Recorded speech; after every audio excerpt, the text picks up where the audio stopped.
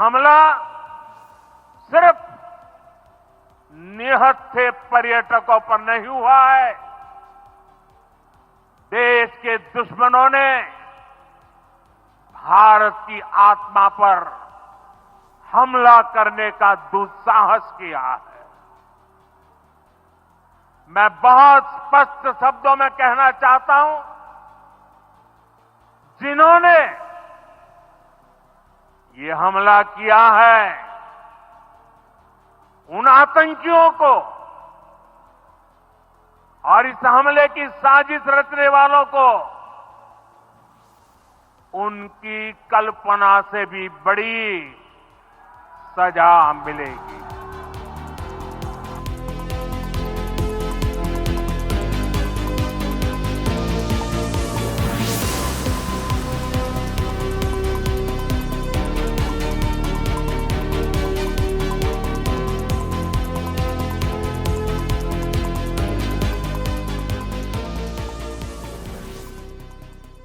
कुछ इंक्वायरीज, कुछ इंफॉर्मेशंस मांगे हैं। रक्षा मंत्री ने कहा है कि ये ऑन गोइंग ऑपरेशन है, इसलिए पूरे एक एक घटना को अलग से ब्रीफिंग या अलग से उसको प्रेजेंटेशन करना सही नहीं है, क्योंकि घटना चल रही है, आप सबको मालूम है, इसलिए उसको उस तरीके से ब्रीफिंग नहीं होते हैं। इसमें पॉलिटिकल पार्टीज का ब्रॉड कंसेंसस के लिए ये बैठक था, इसलिए वैसे ही बैठक चली और संपन्न हुआ। इसलिए मैं सारे पॉलिटिकल पार्टीज को मैच्योरिटी दिखाने के लिए धन्यवाद देना चाहता हूं। सर, क्या ऑपरेशन सिंदूर अभी भी जारी है सर? वो आपको, जैसे मैंने कहा कि ऑपरेशन इस वक्त जो ऑपरेशन सिंदूर का पहला जो स्ट्राइक होने के बाद जो गतिविधि चल रहे हैं, उसको लेकर के अलग से ब्रीफिंग करने का अभी परिस्थिति ठीक नहीं है और वैसे नियम नहीं है, इसलिए टेक्निकल ब्रीफिंग या अधिकारियों को नहीं बुलाया।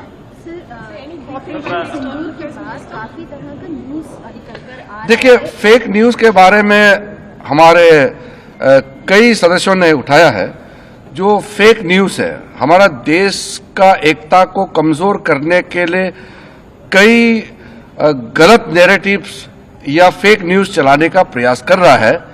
इसका मुद्दा सामने में आया है और हम अपील करना चाहते हैं कि ऐसे समय में कोई फेक न्यूज, गलत तरीके से नैरेटिव कोई अगर चलाते हैं बाहर से देश के अंदर में, तो उसको विश्वास ना करें और कोई भी न्यूज ऑथेंटिक हो तभी इसको विश्वास करें। इंफॉर्मेशन कंसेंसस सारे पॉलिटिकल पार्टीज को एकजुट में कैसे काम करना चाहिए लोकतंत्र में, और विशेष करके संसदीय परंपरा में, पार्लियामेंट्री डेमोक्रेसी में पीपल्स वॉइस होता है पॉलिटिकल पार्टीज और एमपीज, तो इसलिए सबका वॉइस ऐसे समय में एकजुट आना ही मैं मानता हूं कि ये भारत का सक्सेस है। पूरा सपोर्ट दिया हमने।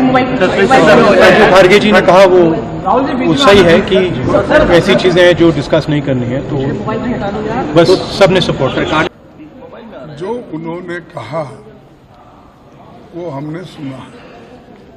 देश के हित में उन्होंने कहा कि कोई चीज कॉन्फिडेंशियल है, रक्षा के विषय में हम उसको अब नहीं कह सकते हैं, ये उन्होंने कहा। तो हम सभी जितने भी पार्टी के लोग थे, सभी ने ये बताया कि इस घड़ी में, इस संकट के घड़ी में हम सब आपके साथ हैं और आप जो काम कर रहे हैं करते रहिए और देश के हित में हम आपके साथ रहेंगे। आपने बस पीएम नहीं थे इस बैठक में? नहीं, ये तो लास्ट टाइम भी हाजिर नहीं थे, इस बार भी नहीं है। ठीक है, ये उनकी मंशा है कि वो समझते हैं पार्लियामेंट के ऊपर है वो, तो ठीक है, जब वक्त आएगा पूछेंगे, लेकिन अब संकट की घड़ी है, इसमें कोई हम किसी को क्रिटिसाइज नहीं करना चाहते। मैंने अपनी बात में ये कहा कि एक इंटरनेशनल कैंपेन हमको चलाना चाहिए टीआरएफ के खिलाफ, और ख़ास तौर से सिक्योरिटी काउंसिल इसको डिजिग्नेट करे और हमको यूनाइटेड स्टेट्स ऑफ अमेरिका को ये बताना है कि वो अपने ही मुल्क में इसको फॉरेन टेररिस्ट ऑर्गेनाइजेशन डेजिग्नेट करे। और क्योंकि आप देखेंगे फरवरी 2025 में हाफिज सईद के बेटे हाफिज अब्दुल रऊफ की एक स्पीच है पीओके में, जिसमें उसने कहा कि 2025 तमाम साल हम लोग जिहाद करेंगे। तो ये जिहाद का नाम लेकर, ये भारत में गलत नाम लेकर कत्ल करना चाहते हैं, आतंक फैलाना चाहते हैं। तो यूएस को हम रिक्वेस्ट करें, उनको लॉबी करें कि ये टीआरएफ को एक फॉरेन टेररिस्ट ऑर्गेनाइजेशन बनाए, पाकिस्तान को एफएटीएफ के ग्रे लिस्ट में डाला जाए। यूनाइटेड किंगडम से हमने ट्रेड डील किया है, अब क्या क्या बहुत सी चीज़ें कम हो जाएंगी, टैरिफ कम होगा। तो हम यूके गवर्नमेंट से कहें कि वो भी टीआरएफ को बैन करें और यूके ट्रेजरी पाकिस्तान को सैंक्शन करे।